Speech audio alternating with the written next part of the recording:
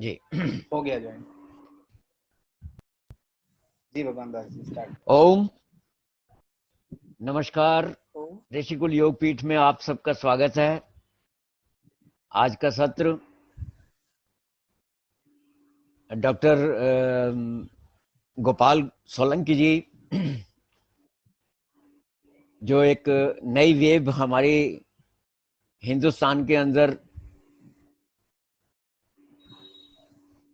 अब जिससे हम लोग सब लोग घबरा रहे हैं, उसी के निदान के लिए हमें कुछ टिप्स बताएंगे। उससे पूर्व हम ईश्वर की वंदना करते हैं और इस वेव से बचने के लिए ईश्वर से प्रार्थना करते हैं कि हमें संकटों से मुक्त करें। आइए, कमर गर्दन सीधा करें, आंखें कोमलता के साथ बंद करें, गहरा लंबा सांस लें। ओम सर्वे भवन्तु सुखिनः, सर्वे सन्तु निरामया, सर्वे भद्राणि पश्यन्तु, मा कश्चित् दुर्भाग् भवेत्। ओम। दोनों हथेलियों का घर्षण करें, कोमलता से अपने चेहरे पर स्पर्श करें।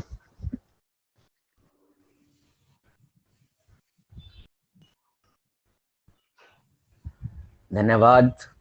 मैं हमारे अध्यक्ष डॉक्टर डी.एन. शुक्ला जी से अनुरोध करूंगा कि आज का सत्र प्रारंभ करने की अनुमति दें और डॉक्टर गोपाल सोलंकी को आमंत्रित करें। धन्यवाद। धन्यवाद डॉक्टर भगवान दास जी, बहुत बहुत आपको। और साथ ही मैं देवनाथ शुक्ला, संस्थापक ऋषिकुल योग पीठ, तहे दिल से डॉक्टर गोपाल सोलंकी जी का स्वागत व अभिनंदन करता हूं। आज हमारे इस वेबिनार आयोजन के लगातार 52वें महासत्र में आमंत्रित किए गए हैं और आज उपस्थित भी हो चुके हैं। और आज का जो मुख्य विषय है वो आयुर्वेद व प्राकृतिक चिकित्सा के तहत जो कोरोना की तीसरी लहर कही जा रही है कि दस्तक दे सकती है, उससे बचाव से संबंधित विशेष जानकारी, विशेष उपचार पर आज परिचर्चा करेंगे हमारे मुख्य अतिथि जी। और आज फिर कार्यक्रम कुछ विलंब से है, तो मैं अब ज्यादा समय न लेते हुए सीधे डॉक्टर गोपाल सोलंकी जी को आमंत्रित करता हूं कि वो आए और आज के इस वेबिनार महासत्र में अपनी उन विशेष जानकारियों को प्रदान करें, जिससे तीसरी वेव से कैसे सुरक्षात्मक बचा जा सकता है और उपचारित किया जा सकता है घरेलू नुस्खे के आधार पर। तो मैं आमंत्रित करता हूं डॉक्टर गोपाल सोलंकी जी को। धन्यवाद। सभी को मेरा प्रणाम। आज का जो मेरा विषय है वो विषय है कि हम किस प्रकार से आने वाली कोरोना नामक महामारी या वायरसेस से किस प्रकार से बच सके। चाहे वो कोई भी वायरस हो, किसी भी तरह का वायरस हो, उससे हम किस प्रकार से अपने आप को, अपने समाज के लोगों को किस प्रकार से सुरक्षित रखें ताकि हम अपने उज्जवल देश का निर्माण कर सकें। सबसे पहले अगर हम देखें, वातावरण में देखते हैं, तो हमारे पास कोई भी वायरस, कोई भी विषाणु, जीवाणु, वो कहाँ प्रवेश करता है? उसके 3 मुख्य द्वार हैं। वह है नाक, आंख और मुंह। हम यही देखते हैं कि कोई भी विषाणु, जीवाणु या कोई भी अन्य परजीवी हमारे शरीर में इसी तरह से प्रवेश करता है। तो अगर इसी पर अगर हम बात करें तो कुछ लोगों का यह भी कहना होगा कि हमारी त्वचा से भी तो कोई बाहरी तत्व हमारे शरीर में प्रवेश कर सकता है। हाँ, आपने जो सोचा वो बिल्कुल सही सोचा। अगर हमारे शरीर में कोई चोट लग जाए, कोई इस तरह से कोई बाहरी इंजेक्ट कर दे हमें, तब एक तरह से हम बीमार पड़ सकते हैं। किंतु हमारी जो त्वचा है वो बहुत बड़ी सुरक्षित ढाल है, उससे हम नहीं बचते, उससे हम अपने आप से वो हमें बचाती है। अब जैसे कि आप देख रहे हो कि कोरोना काल में हम लोग मास्क पहन रहे हैं, उसका भी एक यही कारण है कि हमें जो भी वायरस हमें प्रभावित करता है वो हमारे नाक, आंखों से और मुंह के द्वारा जाता है। तो इसीलिए हमें जो भी गवर्नमेंट, जो भी शासन की तरफ से आदेश है कि हम सभी लोग एक तो उचित दूरी का पालन करें और साथ ही साथ फेस मास्क पहने। हाँ, फेस मास्क से कुछ समस्याएं हो सकती हैं, परंतु हमें ये हमारे लिए सुरक्षात्मक कार्य है जिसको हमें पालन भी करना चाहिए। अब ये जो 3 चीजें हैं अभी जो मैंने नाम लिया, आंख, नाक और मुंह, इनके अंदर ऐसा है क्या? तो अगर हम देखते हैं कि इनके अंदर नमी है, नमी पाई जाती है और इसको हम कहते हैं म्यूकोसल सरफेस। क्या कहते हैं? म्यूकोसल सरफेस इंग्लिश का वर्ड है, और इसको हिंदी में हम कहते हैं श्लेष्मल झिल्ली। अब ये जो श्लेष्मल झिल्ली है, ये हमारी अंदर जो है, ये भगवान ने एक बहुत ही अच्छी सुरक्षात्मक ऐसी ये हमारे शरीर के लिए भगवान ने ऐसे ये प्रणाली बनाई है जो कोई भी इंफेक्शन को हमारे अंदर नहीं जाने देती।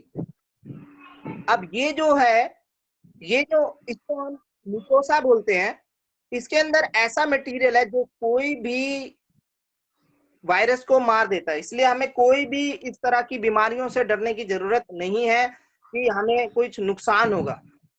कोई हमें इन्फेक्शन मार नहीं सकता जब तक हमारे अंदर ये म्यूकोसल सरफेस है, श्लेष्मल झिल्ली है अगर हमारे शरीर में। अब इसके अंदर ऐसा क्या है, ऐसा भगवान ने क्या चीज किया हुआ है कि ये हमें सुरक्षा देती है?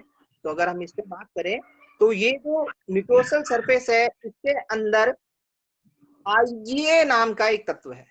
IgA, IgA का जो अगर हम फुल फॉर्म बताएं तो उसका मतलब होता है इम्यूनोग्लोब्यूल टाइप ए। इम्यूनोग्लोब्यूल टाइप ए, ये इसके अंदर ऐसी ताकत है, इस ये जो इम्यूनोग्लोबुल टाइप ए है, ये किसी भी तरह के वायरस को मार सकता है। ये अगर हम इस पे और बात करें तो ये एक ऐसी एंटीबॉडी का निर्माण करता है जो कि उनको मार देता है। अब ये जो IgA है, इसको हम किस प्रकार से, ये हमारे म्यूकोसल सरफेस के अंदर भगवान ने खुद से ही दिया है। अब ये IgA क्या होता है? IgA जो है, इसको हम कैसे बढ़ाएं, इसकी ताकत को कैसे बढ़ाएं, इसके लिए मैं आपको कुछ सुझाव दूंगा। दो सुझाव इस प्रकार के होंगे कि आप अपने घर में ही उनको प्रयोग करेंगे तो आपका IgA लेवल बढ़ेगा, उसको ताकत मिलेगी और कोई भी विषाणु, जीवाणु आपके शरीर में प्रवेश नहीं करेगा। आज के इस वेबिनार के बाद आप लोग समझ पाएंगे कि आप पूर्ण रूप से सुरक्षित हैं किसी भी वायरस से। भगवान ने हमारे अंदर बहुत अच्छी टेक्नोलॉजी पहले से ही फिट की हुई है, तो इसलिए डरने घबराने की जरूरत नहीं है। हमारा सबसे बड़ा दुश्मन जो है वो हमारा डर है, तो आपको घबराने की नहीं है। तो अब IgA को, जैसे मैं कह रहा था कि IgA को किस प्रकार से बढ़ाएं, तो इसके लिए आपको क्या करना पड़ेगा? आप अगर कुछ लाइट एक्सरसाइजेस करते हैं, कुछ हल्के फुल्के व्यायाम करते हैं, प्राणायाम करते हैं, योग करते हैं, इस तरह से तो इसको बढ़ाया जा सकता है। साथ ही साथ अगर हम घर के प्रयोग अगर हम बात करें तो अगर हम मशरूम ले लें, मशरूम अगर हम ले लें तो इससे क्या होता है, मशरूम में एक ऐसा तत्व पाया जाता है कि ये हमें कोई भी एलर्जी नहीं करता और ये एंटी इंफ्लेमेटरी होता है, यानी कि ये कोई भी सूजन को हटाने वाला होता है और एंटी एलर्जेटिक है, ये तो किसी भी एलर्जी को हटाता है। तो जो हमें मशरूम को क्या करना है, मशरूम हम लेंगे 1 से 1.5 कप। कितना?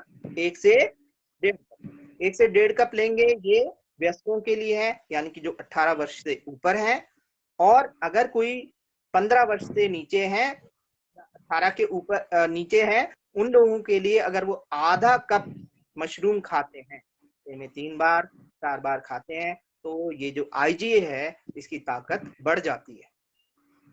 और अगर हम साथ में एक्सरसाइज कर लें 30 मिनट, ब्रिस्क वॉक कर लें, हल्की फुल्की वॉक कर लें, चलें पैदल, योगा करें, जॉगिंग करें, स्विमिंग करें, हफ्ते में कम से कम 3 बार मिनिमम 30 मिनट की एक्सरसाइज जो है, 30 मिनट का व्यायाम हमारे लिए बहुत अत्यंत आवश्यक है IgA को बढ़ाने के लिए। साथ में मशरूम के साथ इस प्रकार से हमें व्यायाम, प्राणायाम, योग हमें करना होगा।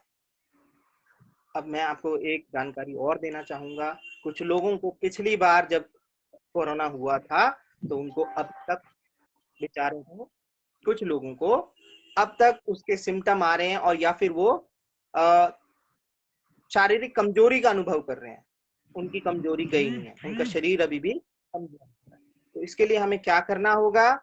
इसके लिए हमें, आप चाहें तो नोट कर सकते हैं, 4 से 6 मुनक्का ले लें, 4 से 6 मुनक्का, 4 काली मिर्च, इनको चबा लें, और ऊपर से हम क्या करें? हल्दी वाला दूध पी लें। क्या करें? हल्दी वाला दूध सुबह शाम पी लें। और ये आपने 15 दिन करेंगे तो आप अपनी पहले जैसी खोई हुई ताकत पाएंगे। आपकी शारीरिक जो क्षमता है वो बढ़ जाएगी, जो थकान रहती है वो भी हट जाएगी। आपको ये सिंपल सा घरेलू नुस्खा अपनाना है। मैं रिपीट कर रहा हूँ, ऐसे दोहरा रहा हूँ। 4 से 6 मुनक्का, 4 काली मिर्च, इनको चबा लीजिए, और ऊपर से हल्दी वाला दूध सुबह शाम पी लीजिए। इससे आपके अंदर जो शारीरिक कमजोरी आई हुई है वो दूर होगी। 15 दिन इस प्रयोग को करिए सुबह शाम, आप देखेंगे आप पहले जैसी ताकत का अनुभव करेंगे। और दूसरा, मैं आपको एक बात बताऊं कि हम अपने मुंह को जैसे कि अभी हमने बताया कि हम नाक को बचाव किस प्रकार से कर रहे हैं, मास्क लगा रहे हैं। अब नाक के लिए मैं आपको एक प्रयोग बता देता हूं कि नाक को आप किस प्रकार से बचाएंगे। आपने क्या करना है, कोई भी आपने सुबह शाम भाप ले लेनी है। क्या करना है? सुबह शाम भाप ले लें, सरसों को तेल को नाक में लगा लें, या कोई गाय का घी को नाक में प्रयोग करें। और इस प्रकार से कोई भी वायरस या कोई भी जीवाणु, कोई भी विषाणु आपके नाक के थ्रू अंदर शरीर में प्रवेश नहीं कर पाएगा। IgA तो वहां पर है ही, IgA उसे बचाएगा, परंतु अगर आप ये एक और सुरक्षात्मक ढाल लगा लेंगे तो आपको बहुत फायदा। देसी घी। अब आंखों को किस प्रकार से बचाएं? मैंने कहा था कि 3 सोर्स हैं, नाक, आंख और मुंह। अब आंखों में क्या प्रयोग करेंगे? आंखों में आप देसी घी लें, गाय का देसी घी, यानी देसी घी हो, क्योंकि वैदिक तैयार किया हुआ हो, वैदिक तरीके से बनाया हो, मत कर बनाया हो। मैं बटर ऑयल को साफ साफ मना करूंगा, बटर ऑयल ना करें। जैसा कि बहुत जगहों पर प्रयोग हो रहा है, बटर ऑयल ना करें, देसी घी का ही प्रयोग करें। तो आप सिर्फ देसी घी का प्रयोग करें और उसको आंखों में 1-1, 2-2 बूंद डाल लें, तो उससे क्या होगा? आपकी आंखें भी सुरक्षित हो जाएंगी। ठीक है। और अपने मुंह को किस प्रकार से बचाव करेंगे? नाक में मैंने बता दिया कि आप क्या प्रयोग करेंगे, कोई भी सरसों का तेल, गाय का घी प्रयोग करेंगे। आंखों में गाय का घी प्रयोग करेंगे। अब इसी तरह से जो बारी आती है वो आती है आपके क्या करेंगे? आपको फिटकरी की भस्म तैयार करनी होगी। फिटकरी की भस्म कैसे बनाएंगे उसका तरीका बताऊंगा मैं। फिटकरी की भस्म बनानी है और हल्दी लेनी होगी आपको, साथ में सेंधा नमक, इसका प्रयोग करेंगे। अब फिटकरी से आप किस प्रकार से उसकी भस्म बनाएंगे, अब मैं आपको ये जो प्रयोग बता रहा हूँ आप थोड़ा सा ध्यान से सुन लें, चाहें तो लिख लें।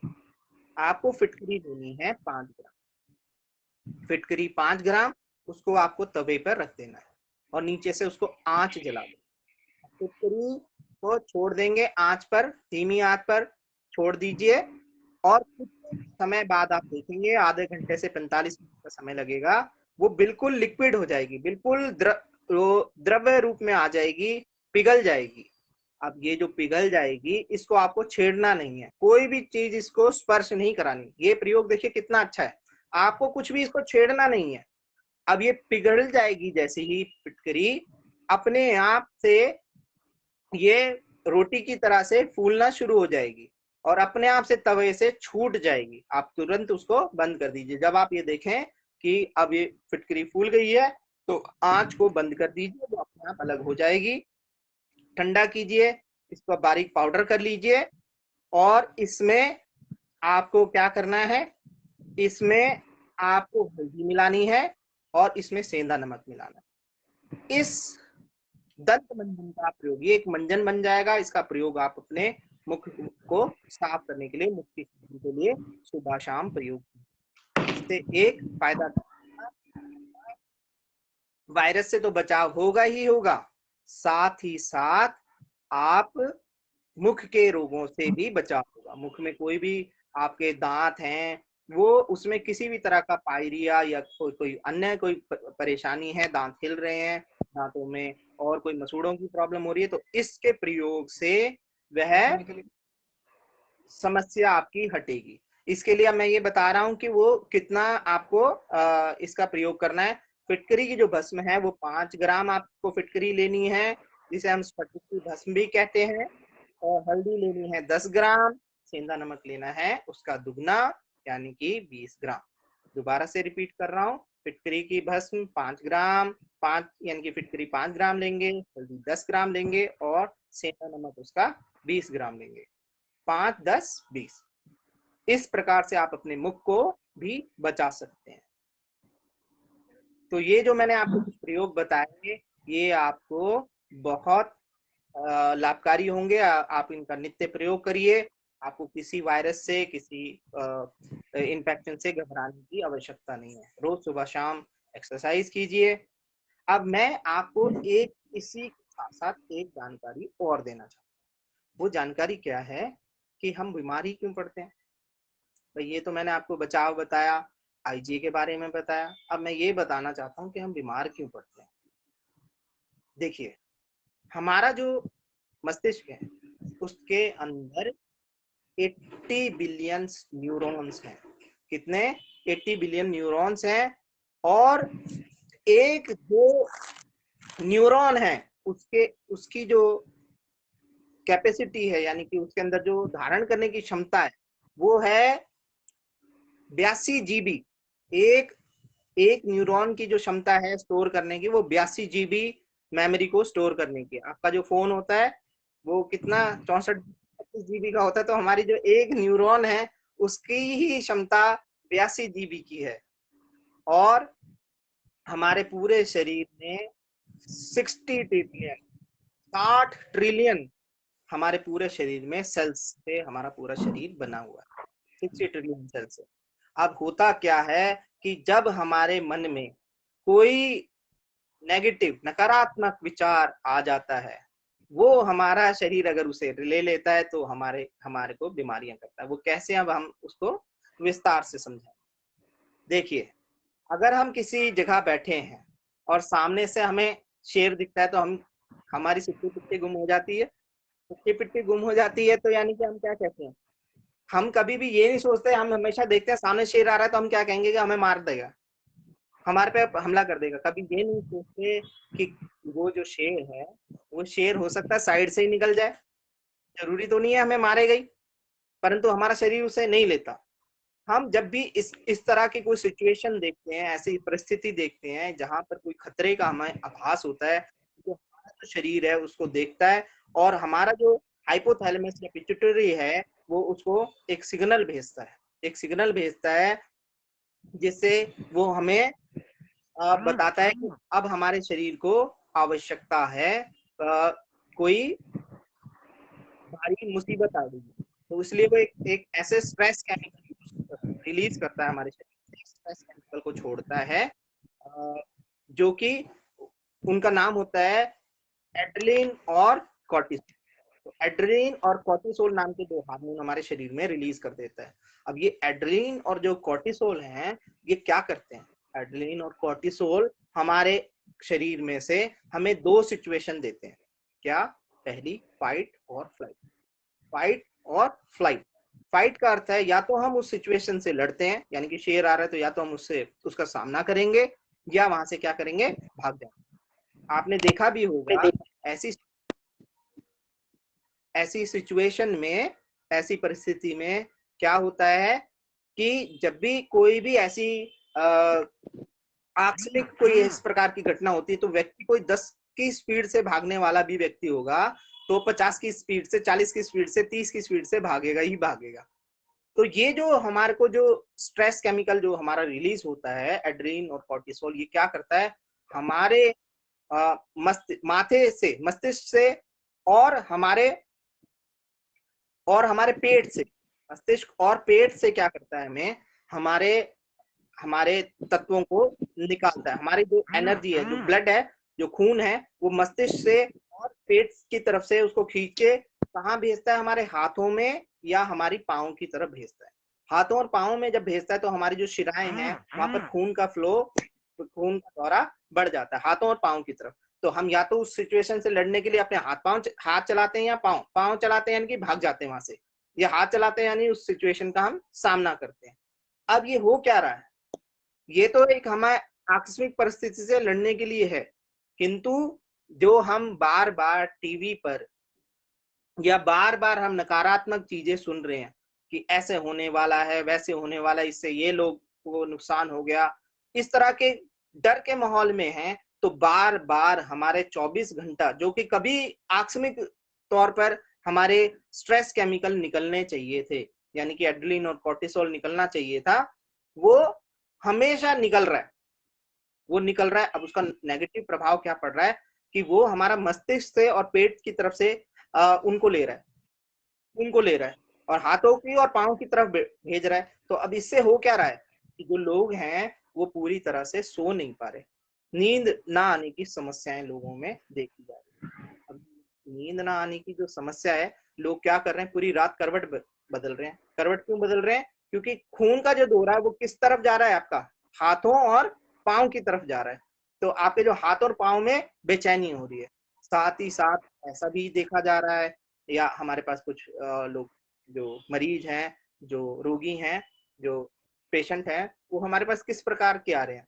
वो घरेलू हिंसा के जो केसेस हैं वो बढ़ गए। घरेलू हिंसा की जो घटनाएं हैं वो बढ़ती जा रही हैं और वो लोग हमारे पास आ भी रहे हैं कि ऐसा क्यों हो रहा है? क्योंकि लोग वर्क फ्रॉम होम कर रहे हैं, साथ ही साथ वो इस तरह से नकारात्मक विचार वो ले रहे हैं, नकारात्मक विचारों से प्रभावित हो रहे हैं, तो बार बार उनके शरीर से ये जो स्ट्रेस हार्मोन है वो बार बार निकले जा रहे हैं। अब इससे और क्या फर्क पड़ रहा है? एक तो लोगों की इससे नींद पर प्रभाव कर रहा है, इंसोम्निया की बीमारी हो रही है। दूसरा, डोमेस्टिक वायलेंस ज्यादा हो रहा है। तीसरा, इससे जो लोगों को जैसे ही स्ट्रेस हार्मोन ये हमारे शरीर में आते हैं, क्योंकि ये पेट से आपके खून को लेता है, पेट से और मस्तिष्क से, तो आपको ऑक्सीजन उस साइड कम जाती है, पेट की तरफ कम जाती है, तो लोगों को एसिड की समस्या ज्यादा हो रही है। एसिड बढ़ रहा है लोगों का, एसिड बढ़ रहा है तो यानी कि अपच, गैस, इस तरह की समस्याएं ज्यादातर लोगों में देखने को मिल रही हैं। अब ये जो समस्याएं हैं इनकी वजह से लोगों को डर की वजह से, इसका मेन कारण है डर। ये जो डर है, यानी कि जो झूठा शेर, जो कि कभी कभी शेर दिखना चाहिए, वो रोज हम देख रहे हैं, उससे क्या हो रहा है? लोगों को लूज मोशन हो रहे हैं और स्टमक पेन हो रहा है, एसिड बन रहा है, इस तरह की जो समस्याएं आम देखने के लिए मिल रही हैं। और मस्तिष्क पे क्या प्रभाव पड़ रहा है? लोगों में बेचैनी, लोगों में असुरक्षा, इस तरह की भावनाएं बन रही हैं, क्योंकि उनका जो ब्लड है वो दिमाग से और पेट से हाथों की तरफ जा रहा है। तो इस प्रकार की कुछ समस्याएं हैं जो कि बार बार लोगों को हो रही हैं। अब इन सबका एक्चुअल में प्रभाव जा कहाँ है? मेन सबसे ज्यादा इम्पोर्टेंट, जब हम ऐसा महसूस कर रहे हैं बार बार कॉर्टिसोल और ये इस तरह की जो दोनों कॉर्टिसोल और आपका एड्रेनलिन जब निकल रहा है, तो इससे लोगों को मस्तिष्क संबंधी प्रॉब्लम हो रही है, और इससे जो WBC है, आपके व्हाइट ब्लड सेल्स हैं जो बॉडी के अंदर, वो व्हाइट ब्लड सेल्स वो आपके जो हैं, जो कि मैं इसके बारे में जानकारी आपको देना चाहूंगा कि WBC होता क्या है। WBC जो है, व्हाइट ब्लड सेल्स, वो आपके सैनिक हैं जो किसी भी रोग को शरीर में प्रवेश करते हैं उसको मारने के लिए इकट्ठा हो जाते हैं। जब भी कोई इन्फेक्शन होता है तो आप देखेंगे कि आपके WBCs, व्हाइट ब्लड सेल्स जो होते हैं, श्वेत रक्त कणिकाएं, ये शरीर में बढ़ी हुई होती हैं। अगर हम ब्लड टेस्ट कराते हैं तो आप देखते हैं कि व्हाइट ब्लड सेल बने, तो ये हमारे रक्षात्मक सैनिक है, जो कि कोई भी रोग फौरन हमारी सेना है जो कि लड़ती है और उनको हरा देती है। परंतु जब आप ये बार बार आपके अंदर ये कोर्टिसोल और साथ ही एड्रेनलिन निकलता रहता है, तो ये क्या होता है, आपकी जो सेना ये इतनी पावरफुल है। आपको मैं ये जानकारी देना चाहूंगा ताकि आपका भय दूर हो। ये इसका जो एक सिपाही इतना, कोई भी 10,000 से 1,00,000 गुना पावरफुल है किसी भी संसार के वायरस या बैक्टीरिया से लड़ने के लिए, बशर्ते आप शरीर में इस तरह के हार्मोन ना जाने दें। तो ये जो सबसे बड़ा इम्पोर्टेंट, जो आपकी सेना को नुकसान पहुंच रहा है, यानी कि आपकी जो WBC है, इम्यून सिस्टम है, ये हमारा रक्षात्मक प्रणाली है, ये आपका वीक पड़ जाता है जैसे ही आपके अंदर ये होता है। मैं आपको इसके बारे में और बताना चाहूंगा कि ओकिनावा नाम की जगह है, जापान में ओकिनावा नाम की एक जगह है। वहां पर जो लोग हैं उनकी जो लाइफ एक्सपेक्टेंसी है, यानी कि जीवन जो है वहां पर लोगों का सबसे ज्यादा है। क्यों है? वहां पर आप देखोगे तो 90 से लेके 100 साल के लोग आपको कार चलाते हुए आसानी से मिल जाएंगे। वो काम कर रहे हैं, पूरी मस्ती से काम कर रहे हैं, उनकी लाइफ एक्सपेक्टेंसी बढ़ी हुई है। ऐसा क्यों है? वो उनकी जो उम्र इतनी लंबी क्यों है? उसका कारण यही है कि एक जीवन में बहुत कम, मगर हम भारत की तुलना में या किसी और अन्य देश की तुलना में करें तो अगर हमारे 1000 बार एड्रेनलिन या कोर्टिसोल निकलता है तो उनका सिर्फ 10 बार या 5 बार या 2 बार ही निकलेगा। पूरे जीवन की बात कर रहा हूं मैं। तो ये प्रभाव पड़ता है। अगर आपको अपनी जीवन बढ़ाना है तो आपको इनको स्ट्रेस हार्मोन्स को निकलने नहीं, ये सिर्फ तब निकलने चाहिए जब आपको कोई वाकई में कोई जरूरत है, वाकई में कोई ऐसी सिचुएशन है, इमरजेंसी सिचुएशन है, जहां पे आपको या तो आप उसका सामना करना चाहते हो या आप उससे भागना चाहते हो, तब निकले तो अच्छा है। बार बार जो आप ये न्यूज चैनल देखते हो, नकारात्मक खबरें पढ़ते हो, या बार बार व्हाट्सएप पे इस तरह के मैसेजेस पढ़ते हो जिनको सुनकर आपको डर लगता है, या अभी जैसे अभी हम देख रहे हैं कि अफगानिस्तान वाली घटना हुई है, उसको सुन के भी हम भारतीय बहुत डरे हुए हैं। तो उससे हो रहा क्या है? डर जो है हमारा, वो किसको मार रहा है एक्चुअली? वहां पर तो जो हो रहा है, परंतु वो हमारी डिफेंसिव सिस्टम को नुकसान पहुंचा रहा है, हमारे इम्यून सिस्टम को नुकसान पहुंचा रहा है। तो हमें इस तरह के कार्यों से बचना होगा। कोरोना में उन लोगों को खतरा है, या जो थर्ड वेव है, आप मेरी इस बात को नोट कर लीजिए, इस बात को बार बार मैं आपको बताऊंगा कि कोरोना में सिर्फ उन लोगों को खतरा है जो ऑलरेडी बीमार होने के लिए बैठे हैं, यानी जिन्होंने सोचा है कि हम बीमार हो जाएंगे, बीमार पड़ सकते हैं, वो उन्हीं को खतरा है। तो इसका मतलब क्या हुआ? अगर हम अच्छा चिंतन करें, सकारात्मक सोच रखें, तो हम इस तरह के वायरसेस से, हमारा इतना डिफेंसिव सिस्टम स्ट्रांग है कि वो तो लड़ ही सकता है सबसे, कोई ऐसे वो नहीं है, तो उसको हमें स्ट्रांग रखने की जरूरत है। अगर देखिए, मैं आपको और इसके बारे में और जानकारी देना चाहूंगा। अगर हम जब भी नकारात्मक सोचते हैं तो उससे क्या होता है? अगर हमारी इम्यूनिटी जो है, अगर वो जो हमारी जो रक्षात्मक प्रणाली अगर इसे सरेंडर कर देती है, सामने वाले बीमारी को देख के कह देती है कि मैंने सरेंडर कर दिया जी, तो क्या होता है? यानी कि आत्मसमर्पण कर दिया, तो जो कैंसर से लेके और अन्य खतरनाक बीमारियां हमारे शरीर को हो जाती हैं। तो हमें इसका हमेशा ध्यान रखना है कि हमें इस प्रकार से, अगर हम एक बात और करें, हमारा जो मुख है, मुख है, उसके अंदर 40,000 बैक्टीरिया होते हैं। क्या आप जानते हैं? क्या हम बीमार पड़ते हैं? ये हमारा जो डिफेंसिव सिस्टम है, मैं आपको यही बताना चाह रहा हूँ, बार बार आपको एक अच्छी सोच दे रहा हूँ कि आपके मुख में भी 40,000 बैक्टीरिया हैं, किंतु वो आपको नुकसान नहीं पहुंचाते। क्यों नहीं नुकसान पहुंचाते? क्योंकि हमारा जो डिफेंसिव सिस्टम है इतना स्ट्रांग है, उनको हराए रखता है। दुनिया में ऐसी कोई बीमारी नहीं है जिसका बैक्टीरिया हमारे शरीर में नहीं है, पर जैसे ही हम ये सोचते हैं, कोई भी नकारात्मक विचारों से अपने इस डिफेंसिव सिस्टम को वीक करते हैं, तभी हमारे शरीर में कोई बीमारी आती है। जैसे मैं आपको एक इसके और ऊपर बताना चाहूंगा कि सबसे पहले जो बीमारी है हमारी, वो हमारे विचारों में आती है। विचार सबसे पहले, कोई बीमारी विचारों में प्रभावित करती है, हमारे विचारों से शरीर में प्रवेश करती है। उसके 6 महीने बाद, साल भर बाद हम जब देखते हैं तो हमारे ऊपर रिफ्लेक्ट करती है, यानी वो दिखती है। कैसे? अगर हम कहें सर्वाइकल की बात करें, सर्वाइकल उन लोगों को ज्यादा होता है जो व्हाइट कॉलर जॉब करते हैं, यानी कि सेडेंटरी लाइफस्टाइल जीते हैं, जिसमें उनका ज्यादा मतलब व्यायाम वगैरह नहीं करते, ऐसी आरामदेह जीवन जीते हैं।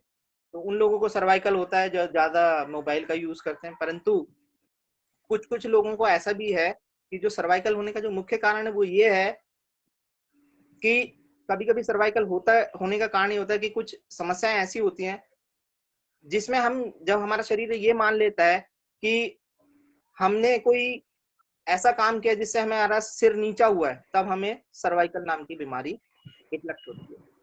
इसी प्रकार से वेरिकोस वेन की अगर मैं बात करूं, तो वेरिकोस वेन की जो बीमारी है वो अगर कोई व्यक्ति फौजी है जिसका काम सुरक्षा करना है हमारी, वो घंटों खड़े रहते हैं, या सिक्योरिटी गार्ड्स हैं, या जिनका काम खड़े रहने का है, वगैरह, इनको अगर होती है तो ठीक है, क्योंकि वो अपने शरीर को इस्तेमाल कर रहे हैं। परंतु अगर वो एक महिला गृहिणी ऐसी है जो घर में ही रहती है, जो कि खड़े रहने का जिसका काम नहीं है, अगर वो उसको होती है तो उसका एक कारण ये भी हो सकता है, मतलब रीजन तो और भी बहुत से हो सकते हैं, पर वन ऑफ द रीजन उसका ये हो सकता है कि उसने कोई बहुत ज्यादा भागदौड़ कर रही है, वो भी क्या, खामखा अननेसेसरी अपने उसने शरीर को थकाया हुआ है, तब उसको वो वेरिकोस वेन की समस्या होती है। इसी प्रकार से अगर मैं बात करूं नी पेन की, घुटने के दर्द की, तो घुटने का दर्द कोई ऐसी समस्या से प्रभावित होते हैं व्यक्ति, ये इमोशंस की मैं यहाँ बात कर रहा हूँ, भावनाओं की बात कर रहा हूँ कि किस तरह से भावनाएं हमारे को बीमारियां देती हैं। अगर कोई ये हो कि कोई उसकी रिस्पॉन्सिबिलिटी पूरी नहीं हो पा रही, या उसे भय है, जैसे कि आपने देखा होगा कि पहले जो महिलाएं, जैसे व्यक्ति कोई बीमार उम्र दराज होता है, 50-60 को क्रॉस करता था, तो हम क्या करते थे, उनके पाँव को दबाते थे। तो उससे क्या होता है, एक पहली बात तो ये है कि उनको जो भी सीनियर सिटीजन्स हैं, उनको ये लगता है कि उनको भय होने लगता है कि आज तो मैं बीमार हूँ, कल को मैं बीमार पड़ूंगा तो कोई मेरी सेवा करेगा या नहीं करेगा। तो लोग पहले उनके पाँव दबाते थे, अपने माता पिता के बहुए अपनी सास के पाँव दबाती थी। तो उससे होता क्या था कि जो वात जो होता है, हमारा वात का जो स्थान है वो हमारी नाभि से नीचे है और घुटनों पे उसका प्रभाव पड़ता है। तो जो वात अगर हम दबाते हैं तो वो वात वहां से हट जाती थी, तो एक तो उनको दर्द में आराम मिलता था। आज भी कुछ जगह ऐसी हैं जहाँ पर कोई भी घर में स्त्री आती है तो जो बहुएं होती हैं उनके पाँव को दबाती हैं। तो वो उससे उनको सुरक्षा की भावना ये लगती थी कि आज तो मैं इतनी बीमार हूँ, कल को और बीमार पड़ूंगी तो अभी मेरा ध्यान रखेंगे ये लोग। तो उनको जो मन था, उनका मन सेटिस्फाई रहता था, मन में संतुष्टि रहती थी। तो जो मैं बता रहा हूँ, डर की वजह से फियर का जो फैक्टर है, उससे घुटनों में दर्द आता है। और जो आज आप देख रहे होंगे कि 20-21 साल के बच्चों को, 14 साल के बच्चों को घुटने का दर्द है, वो उसका कारण यही है कि उनको किसी ना किसी रूप से वो डर उनके सबकॉन्शियस माइंड ने उसको एक्सेप्ट। तो एक ये कारण है। और साथ ही साथ ऑटो इम्यून, जब भी हमारा जो सिस्टम है, वो ऑटो इम्यून नाम की जो बीमारियां हैं वो भी हमारे इम्यून सिस्टम के कमजोर पड़ने से ही होती हैं। और जब हमारा ऑटो इम्यून सिस्टम बहुत ज्यादा अप हो जाता है तो हमारे शरीर एलर्जी आ जाती है, तरह तरह की, जो हमारे शरीर में तरह तरह की एलर्जीज आती हैं, जो ये हमारा, मैंने आपको बताया कि नकारात्मक सोच, और इसकी वजह से आपका जो डिफेंसिव सिस्टम है, WBC वाला सिस्टम है, आपका रक्षात्मक प्रणाली कमजोर पड़ती है तो क्या होता है। अब इन सबसे कैसे, इसका क्या इलाज है, मतलब हम कैसे बचें। आप कहोगे कि डॉक्टर साहब तो अपना बता रहे थे हमें पॉजिटिव, तो अपनी नेगेटिव की तरफ कैसे आ गए। नेगेटिव की तरफ नहीं, तो जो बता रहा हूँ वो आपको इस पे पॉजिटिव पे ही लेके जा रहा हूँ। अब मैं आपको इसके कुछ उपाय भी बताता हूँ क्या करना है आपको, ताकि आपकी सकारात्मक सोच बने। पहला काम है कि आप अननेसेसरी न्यूज ना देखें, ना ही मोबाइल देखें, ना टीवी देखें। एक बड़ा अच्छा सोच गांधी जी ने दी थी, बुरा मत देखो, बुरा मत सोचो, बुरा मत सुनो। ठीक है जी, तो उसको अगर हम फॉलो करें तो मेरे हिसाब से आप अननेसेसरी जो आज ज्ञान की बाढ़ आई हुई है आपके यूट्यूब पे, आपके व्हाट्सएप का ज्ञान इतना ज्यादा है कि व्यक्ति उसको ज्ञान को ले लेके ही भी कंफ्यूज हो रहा है कि क्या करे क्या ना करे। हर बीमारियों का वहां पे उपचार दिया जा रहा है कि नींबू से सारी बीमारियां खत्म, हल्दी से सारी बीमारी खत्म। तो उससे कंफ्यूजन हो रही है, कंफ्यूजन आपको कहीं और ले जा रही है। तो इसलिए no news, no mobile, no TV, कम से कम उसका प्रयोग करें जितना आपकी आवश्यकता है उसका, पहला। दूसरा, टैपिंग करें, अपने हाथों को इस प्रकार से टैप करें, क्योंकि जो मैंने आपको बताया कि जो आपका जो ब्लड है वो ब्लड फ्लो कहाँ जा रहा है, हाथों की और पाँव की तरफ जा रहा है, जिससे नींद ना आने की समस्या एक बहुत प्रबल हो रही है आजकल लोगों में। तो अपने हाथों को और पाँव को इस प्रकार से टैप करें, ठीक है। और दूसरा, पाँव की भी साथ में टैपिंग कर ले। और खाना जो है अपना, जितनी भूख है उससे 1-2 चपाती कम खाएं। ओवर ईटिंग से भी हमें समस्याएं होती हैं। शवासन करें, कायसर करें, ज्यादा से ज्यादा अपने शरीर को रिलैक्स कराएं। और इसमें एक मैं प्रक्रिया बताऊंगा कि हम लोग करेंगे एक प्रक्रिया। एक लंबा सांस लीजिए, एक लंबा सांस लें और अपनी आंखों को बंद कर लें, कोमलता से अपनी आंखें बंद कर लें। और अब अपने पास में जाएंगे, हम पास में जाएंगे और हम उस समय जाएंगे जब हम जवान थे, बहुत खुश थे, अपने दोस्तों के साथ थे, और जब हम खूब मस्ती करते थे, गिर जाते थे तो भी मस्ती करते थे, कोई हमारे मुंह पे चालक लगी होती थी तो भी हम खुश होते थे, ना हमें अपने चेहरे की चिंता थी, ना हमें कपड़ों की चिंता थी। और उस समय हम हर हाल में खुश रहना चाहते थे, ना हमें धूप का एहसास होता था जब हम खेलने जाते थे, ना हमें धूप लगती थी, ना हमें सर्दी लगती थी। हम नंगे पैर भी खेल सकते थे, जो कि आज के समय में तो नहीं है पॉसिबल, पर वो उस समय में जाएं जब आप बहुत अपने आप को खुश महसूस करते थे। साइकिल से गिरने पर भी हंसते थे, साइकिल चलाते भी हंसते थे। अब धीरे से अपनी इसको महसूस कीजिए, 2 क्षण रुकिए और धीरे धीरे अपनी आंखें को खोलिए और अपने चेहरे पे उस याद को से एक स्माइल लेके आइए, बड़ी सी स्माइल लेके आइए। आंखें खोलिए, उसको महसूस करते हुए अपने चेहरे पर एक स्माइल लाएं और अपनी एक सेल्फी लें, अपने फोटो लगाएं और भगवान को शुक्र करें, भगवान को धन्यवाद दें कि हे भगवान, मैं कितना अभी तक स्वस्थ हूँ, आपका बहुत बहुत धन्यवाद। और उसको महसूस कीजिए और उस फोटो को व्हाट्सएप पे लगाइए, लिखिए हाउ ग्रेटफुल आई एम, कि मैं कितना भगवान भाग्यशाली हूँ कि मैं आप अभी तक आपकी कृपा मुझ पर बनी हुई है, इसी प्रकार से आगे बनाए रखें। तो ये एक प्रयोग मेरा है जिसको आप रोज सुबह शाम करेंगे तो बहुत बहुत आप प्रसन्न रहेंगे पूरे दिन, आपने उस मोमेंट को आप एंजॉय कर पाएंगे। यहाँ साथ साथ मैं एक अपना इसी क्रम में थोड़ा सा और आगे आपको लेके जाऊंगा अपने साथ, जितना मुझे ज्ञान है मैं चाहूंगा जो श्रोता हैं, जो दर्शक हैं, वो इसको देखें, समझें और मेरे ज्ञान के साथ बढ़े। मेरा अगला जो विचार है वो है कि अगर हम देखें तो वो हमारा है पाचन के ऊपर मैं बात करना चाहूंगा। और पाचन के ऊपर मैं जो बात करना चाहूंगा उसमें मेरा जो विषय है वो है डकार। अब डकार का जो विषय है वो थोड़ा सा कुछ लोगों के लिए हो सकता है कि उनको इसके बारे में जानकारी हो, कुछ के लिए हो सकता है कि बिल्कुल नया नया टॉपिक होगा। तो आप ये जानते हैं कि जो हमारा जो पेट है, पेट यानी कि स्टमक जो हमारा, वो उसका आकार कितना है? वो एक मुट्ठी के बराबर है। कितना? एक मुट्ठी के बराबर है। तो जब हम भोजन करते हैं तो वो कितना बड़ा हो जाता है? 3 से 4 गुना बड़ा हो जाता है। और अगर हम उसे चाहें तो और भी बड़ा कर सकते हैं, धीरे धीरे उसको बड़ा कर सकते हैं, पर उसका जो साधारणतः है वो 3 से 4 गुना उसका आकार ले लेता है जब हम भोजन करते हैं, और वो सिकुड़ जाता है। अब होता क्या है, जब हम भोजन करते हैं तो हमारा जो भोजन जब हम करते हैं तो भोजन हमारा किस प्रकार से होना चाहिए? भोजन वो किस प्रकार का होना चाहिए?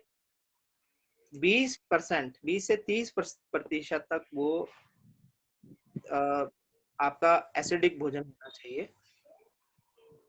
अम्लीय होना चाहिए, और आपका 70% जो है आपका क्षारीय होना चाहिए, एल्कलाइन भोजन होना चाहिए। ठीक है। और हम जब भी भोजन करें, वो भोजन हमारा शरीर में आधा पेट ही भरा होना चाहिए, क्योंकि उसमें पेट का बाइफरकेशन इस प्रकार से होता है कि आधा पेट में भोजन हो गया, थोड़े में हिस्से में हवा हो गई, और बाकी में उसके अंदर एसिड भी आना चाहिए, तो उसमें खाली जगह भी बचनी चाहिए। अब होता क्या है कि जैसे ही हम लगभग जब हमारा आधा पेट भरता है तो उसमें आधी वायु आ जाती है। और जब ऐसा होता है तो हमें एक तृप्ति डकार आ जाती है। क्या? तृप्ति डकार। जो पहली डकार आती है, जो हम नेचुरली अगर हमारे शरीर से आती है, उसको हम बोलते हैं तृप्ति डकार। ये जो तृप्ति डकार है, इसका अनुभव आजकल बहुत कम ही लोग कर पा रहे हैं कि तृप्ति डकार आ गई। पहले जो लोग होते थे, जब डकार आ जाती थी तो उसके बाद भोजन रोक देते थे। एक बहुत बहुत बहुत नेचुरल प्रक्रिया थी। शरीर ही हमें इंडिकेशन दे रहा है कि अब मुझे और भोजन नहीं खाना, माफ कीजिए, बस अब इतना हो गया। परंतु हम उसे क्या कर देते हैं? अवॉइड कर देते हैं, कहते हैं भैया रहने दे, स्वाद है बहुत बढ़िया, मैं तो जो खा रहा हूँ, जलेबी खा रहा हूँ, समोसे खा रहा हूँ, जो भी कुछ खा रहा हूँ, मुझे बढ़िया लग रहा है, रहने दे। शरीर को हम मना करते हैं, शरीर कह रहा है कि भाई साहब हो गया, काम खत्म करिए, परंतु हम उसकी बात को नहीं सुनते। अब क्या होता है कि हम उसमें और खाते हैं। अब पूरा पेट हमारा ठसाठस भर जाता है। उसमें मैंने जैसे आपको अभी समझा रहा था कि उसके अंदर क्या होना चाहिए? हवा के लिए भी स्थान होना चाहिए, फिर आपका हाइड्रोक्लोरिक एसिड भी उसमें आएगा, HCl भी आएगा, और गैस होगी। तो वो उसके अंदर एक मंथन की क्रिया चलती है। मंथन यानी कि जैसे हम दही बिलोते हैं, अगर दही को उसको पूरी तरह से भर दें, जो हमारा मिट्टी का जो मटका होगा, अगर उसे हम पूरी तरह भर दें तो क्या उसमें मंथन क्रिया हो सकती है? तो हम देखेंगे कि अगर पूरी तरह से उसको हम लबालब भर दें तो मंथन क्रिया तो होगी नहीं। इसी प्रकार से अगर जब हम भोजन कर लेते हैं ज्यादा, तो मंथन क्रिया तो उसमें होती है। हमारे पेट में क्या है? मंथन क्रिया चलती रहती है। और वो जब पूरे तरह से पेट भर जाता है तो जो शरीर है, वो जो एसिड है, वो हमारे ऊपर पेट की तरफ आ जाता है, और जिससे हमें क्या अनुभव करते हैं कि हमें एसिडिटी की समस्या हो रही है, या शरीर में, पेट में हमारे गले में जलन का एहसास। तो ये जो समस्या है, जो एसिड की, और साथ ही साथ क्या होता है, जो पेट, जो खाना है वो आपका सड़ने शुरू हो जाता है। जब सड़ेगा तो उससे होता क्या कि आपके शरीर में गैस बनने लग जाती है। क्या होती है? गैस। गैस ऊपर की तरफ चढ़ती है, तो हम कहते हैं कि हमें गैस हो रही है, गैस हो रही है, या एसिड हो रहा है, एसिड हो रहा है। इससे अगर हम पूरे विश्व को देखें तो 80% जो जनसंख्या है वो इसी रोग से पीड़ित है, जलन, एसिडिटी, गैस। और आप सभी जो लोग जानते भी हैं कि जो कोई भी बीमारी है वो पेट से ही शुरू होती है। तो उसका जो कारण है आप लोग जान गए होंगे कि हमें हमेशा आधा पेट ही भोजन करना चाहिए, आधे उसमें खाली जगह भी होनी चाहिए। जो भी मैं कह भी रहा था कि आपको अगर 4 रोटी की भूख है तो 3 खाइए, 2 की है तो 1 खाइए, अगर 1 की है तो खाइए ही मत, उस समय स्किप करिए उसको, और नेचुरली खाइए। अब ये पूरा जब भर जाता है तो अब एक पूर्ण डकार आती है। पहली डकार थी तृप्ति डकार, सेकंड जो डकार आएगी जब आपका पेट पूर्ण भर जाएगा तो उसे पूर्ण डकार। ये जो पूर्ण डकार है, अब ये पूर्ण डकार आने के बाद आपका जो एसिड सड़ेगा, उससे गैस निकलेगा बहुत ज्यादा, वो या तो पाद के रूप में निकलेगी, जो कि आपके एनस से निकलेगा, या मुंह से डकार के रूप में निकलेगा, तेजाब के रूप में। तो वो जो इसके बाद जो डकार आती है वो होती है खट्टी डकार। तब हम कहते हैं कि जो हमें अपच हो गया। खट्टी डकार, यानी खट्टी डकार का जो रीजन है आप जान गए होंगे कि वो किस प्रकार का होता है। तो हमने अब तक 3 के बारे में बात कर ली है। पहली तृप्ति डकार, दूसरी इसके बाद हमने बताया था पूर्ण डकार, और जब पूर्ण डकार की परिणति, उसका जो रिजल्ट है वो क्या है, खट्टी डकार का रूप में। और अब पेट का क्या काम है, पेट में कोई भी भोजन आपका 5 से 6 घंटे तक ही रहता है, 5 से 6 घंटे तक ही वो आपके पेट में रहेगा। इसके बाद जो पेट है उसे कहाँ भेज देता है, अमाशय से उसे छोटी आंत की तरफ भेज देता है, चाहे वो पचे या ना पचे। इससे आपका क्या होता है, जब खाना सड़ा हुआ हो जाता है तो आपका जो ब्लड है वो एसिडिक बन जाता है, उससे आपको हाई ब्लड प्रेशर और अन्य बीमारियां होती हैं आपका, और इम्यून सिस्टम उससे प्रभावी होता है। ठीक है, अब उसके बाद वो पेट खाली हो जाता है, पेट खाली हो जाता है, चाहे वो सड़ा हुआ है या भोजन है। उसके बाद जो आपको कुछ घंटे के बाद, 5 घंटे के बाद, आपका जो पेट खाली रहने के बाद आपको एक डकार का अनुभव होता है, जिसे हम कहते हैं भूख डकार। क्या कहते हैं, चौथी तरह की डकार है, वो है भूख डकार।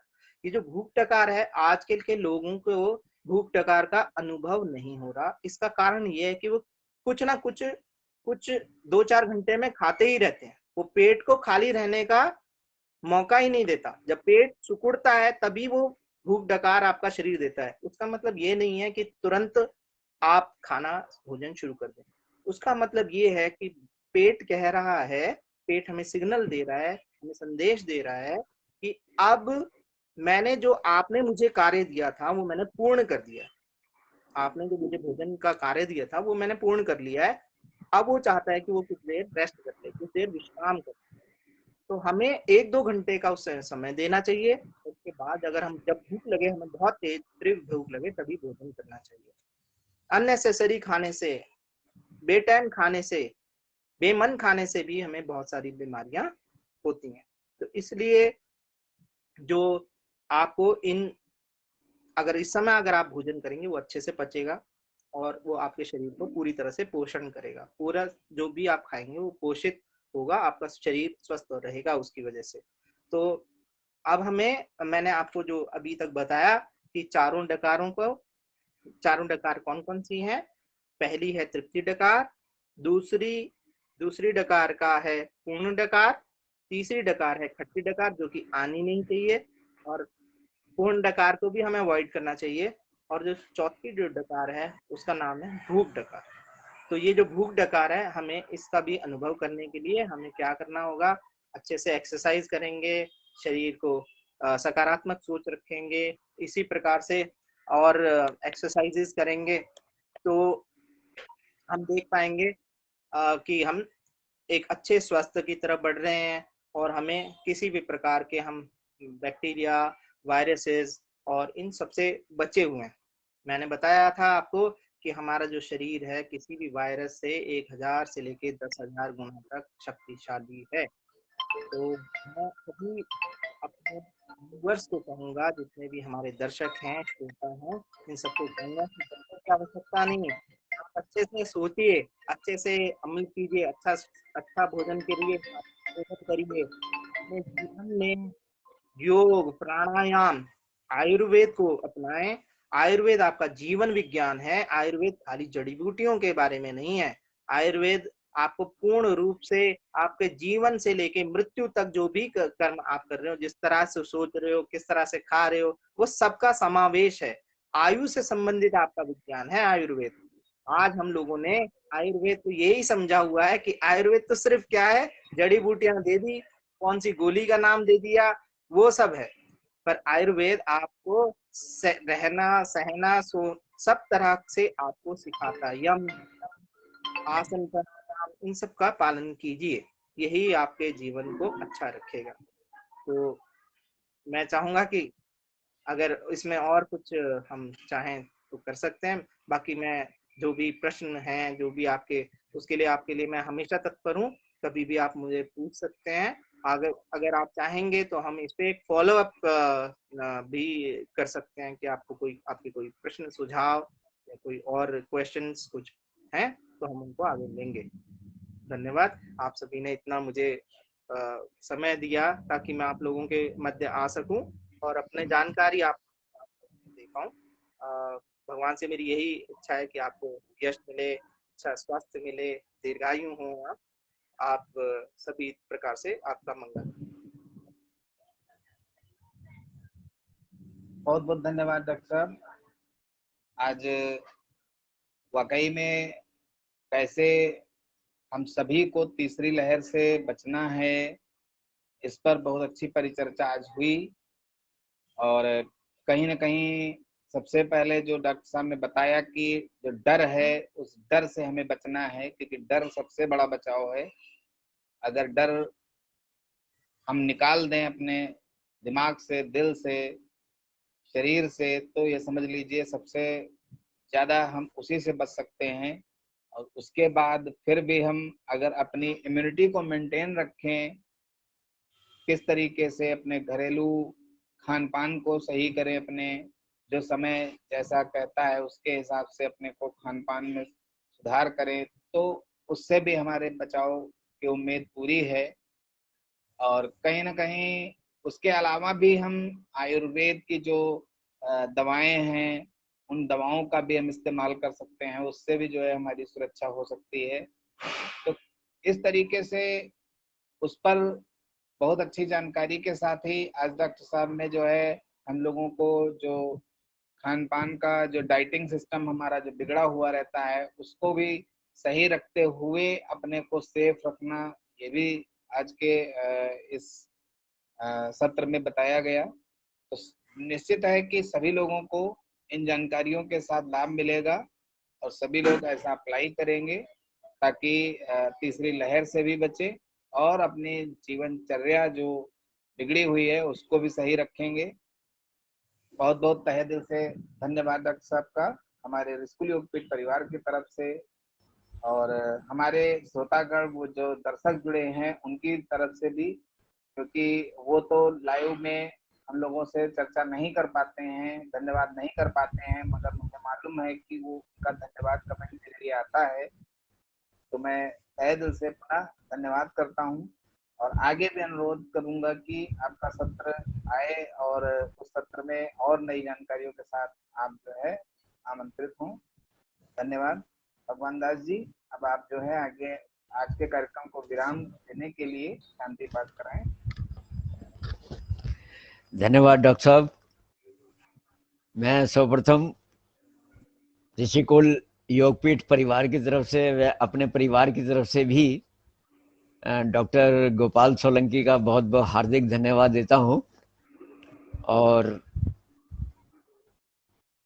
आशीर्वाद भी है, साधुवाद भी है। बहुत अच्छा है कि आज की प्रणाली, आज का जो हमारा वेबिनार है वो बड़ा ही सक्सेसफुल और बड़ा ही लाभकारी रहेगा और रहा भी है।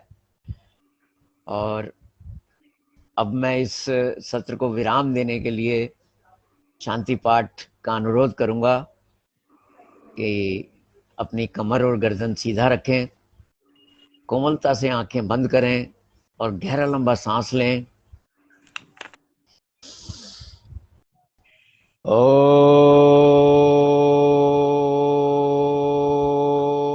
दियो शांति अंतरिक्षम शांति पृथ्वी शांतिरापा शांतिरोषधया शांति वनस्पतया शांति विश्वे देवा शांति ब्रह्म शांति सर्वं शांति शांतिरेव शांति सामा शांतिरेधि।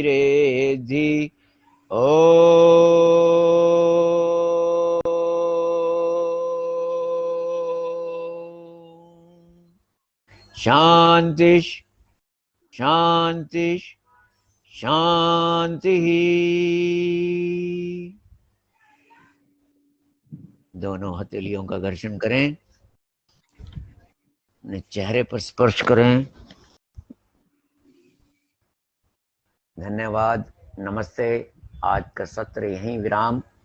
कल इसी समय 7 बजे पुनः उपस्थित होंगे। सब आमंत्रित हैं और हम आशा करते हैं कि इस सत्र को बार बार 2-3 बार, एक व्यक्ति 2-3 बार जरूर इस सत्र को देखें और समझें। जो आगे आने वाला खतरा है, वह जीवन में जो भी संकट हैं उनका निदान अवश्य ही होगा।